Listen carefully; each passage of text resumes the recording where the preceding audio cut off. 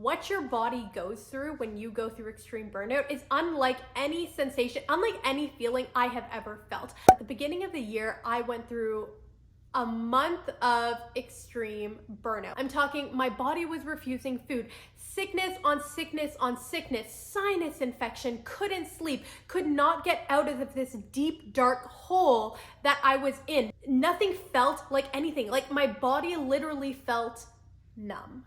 I was emotional. I mean, thinking about it right now is making me a little emotional because of how dark it really got. But because I've gone through it and I'm now on the other side, I feel confident in talking about how I got to this side. And so in today's video, I'm going to talk about 5 things that I have done to help me recover from extreme burnout. And if you want to know the full story of what I experienced at the beginning of the year, then comment down below. But for now, we're going to be talking about the positive, and it's only on the up from here. Number 1. Get clear on saying no. When you're an entrepreneur, when you work for yourself, your time is money. Your time is precious. That is your most important commodity that you have. And so what I did was I set boundaries with this time. I am somebody who my whole life, I have always been a yes sayer. I had to get out of that people pleaser mindset that my worth is based on pleasing others. My worth is not based on pleasing others. My worth is based on pleasing myself and my family and the people who are closest to me. Not Bob or Jim from, some agency who's asking me to do some task for some ridiculously small amount of money. No, it's not based on pleasing them. It's based on pleasing me. And so getting clear on saying no to things that I was not passionate about was something that I had to really learn how to do. Something that I learned from a fellow creator in my community is that there are 3 things that you want to look for when an opportunity comes your way. 1, is there passion there? So are you passionate about the task? 2, is there prestige there? So is this going to bring you to another level in your business, in your growth? And 3, is there payment there? Okay? And any opportunity that comes your way has to have at least 2 of those 3 things. And so maybe you're not passionate about something, but it has a high prestige and there's monetary payment there. What if there's no payment, but you're passionate about the project and there's prestige? So you want to make sure that you have at least 2 of those 3 things. So if something comes to you and they're asking you to, for example, this happens to me actually quite often. I will have people reach out to me and ask me to host workshops or give my time, my expertise, all on how to communicate science on social media. Keep in mind, this is 7+ years in the making. I have gone to workshops, I have gone to conferences, I have paid for courses to build my knowledge in this area and become an expert in creating this type of content. And people will come to me and ask me to not only create a whole workshop, but then host that workshop, answer people's questions, and do it all for free. Yes, I am passionate about it, but time is money. And when you have limited time, and when spending time on something is going to push you over your edge and take from that pot of energy that you have and won't be available for something that actually is going to bring you passion or is going to bring you payment or is going to bring you prestige, then it's not worth it. And so getting clear on saying no has helped me a lot in this recovery journey. And I'm still learning. Number 2, communicating your needs. I would say I have been a pretty good communicator most of my life, but when it comes to things that I actually need, there's this level of guilt there. And I don't know if it's the mom guilt. I know people who aren't even mothers have this internal type of guilt when you want to do something for yourself and not so much for your business or for your friends or for your family or for your coworkers. You have this guilt. I had to get clear on communicating what I needed. And so in the moment, if I needed support, if I'm frustrated at the end of a day because I had a long content day, things didn't necessarily go as well, and I want to vent. I want to vent to my husband, but I just want to vent. I don't want solutions. I don't want anything like that. I just want to vent. I know what the solutions are deep down inside, but I just need to communicate that. And so before I even go into that rant, communicating to my partner that I just need you to listen right now. And I'm not looking for any solutions. And I just want you to support me in this moment. That has helped a lot.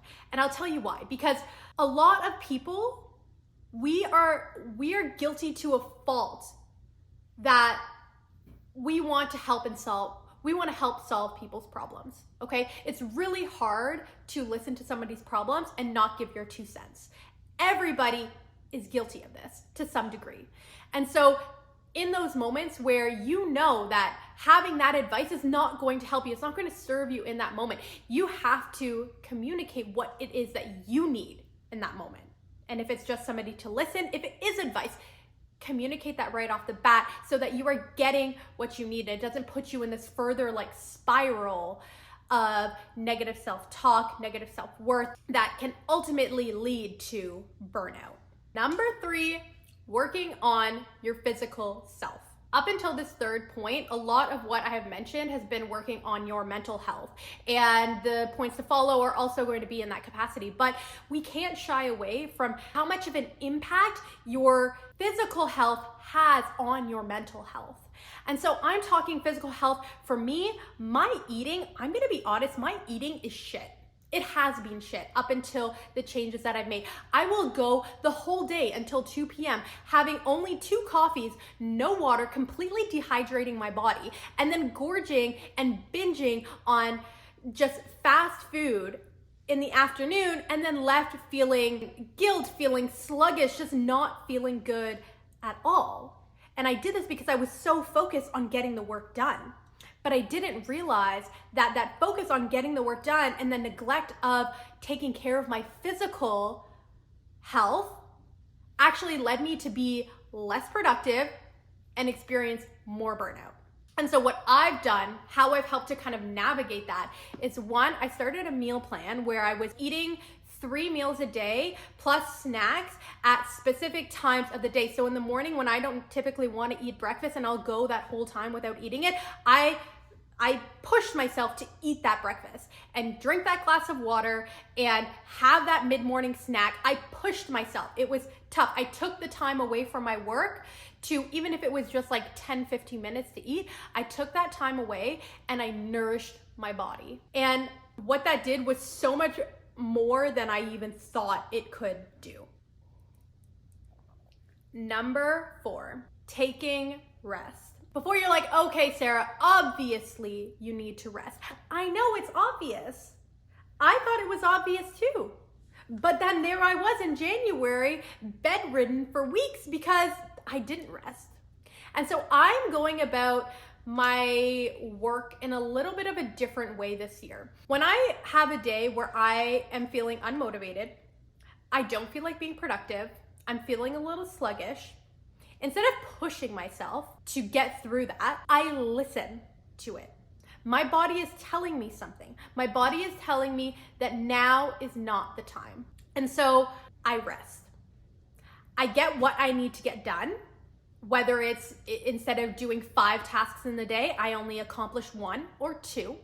I get the most mandatory, the things that I have to get done that day. If there's a deadline, I get that done. And then anything else extra, that can wait. And if I get to it, I get to it. And I go into today thinking, I am not going to get anything done today. So that anything that I do get done is a win. It makes me feel good. It gives me the momentum. It gives me the push to go on further the next day. Instead of going about it, okay, I'm not feeling great today, but I have 5 tasks that I need to get done. And then I only get done 1 of them. And then I end up feeling like crap at the end of the day because I didn't get my to-do list done. And what I found is that when I do that, I actually wake up the next day feeling so revitalized, invigorated. I feel so good to go on and conquer that day. I always notice it every time I have a sluggish day and I go about it this way. The next day I wake up feeling like 10 times better. Number 5, this may come as an obvious one, but number 5 is therapy. 1, I'm a very type A person. 2, I come from a very Middle Eastern traditional background where 1, people don't really communicate their feelings. Although I did grow up in a house where we did communicate our feelings quite a bit.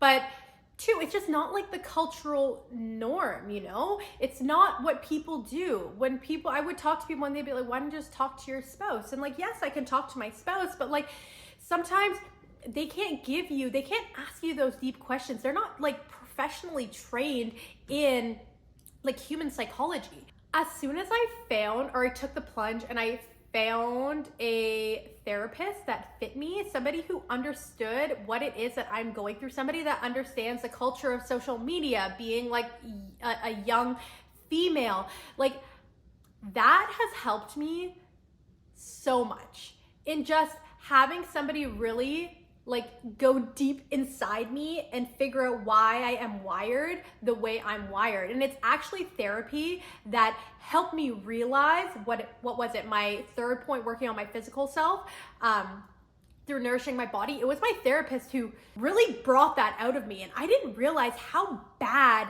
my habits were, my relationships were with food, until it was really those conversations. Or I knew there was something up with it, but I didn't have confidence to change it. And I didn't have the willpower to change it. Therapy has changed me, and it helped me get through a lot of really tough times that I had in this first quarter of the year. And it's something that I highly recommend to people now that I've gone through it. And it's something I think I'm gonna keep up with my whole life. And so that has helped a lot on this like road to recovery from burnout.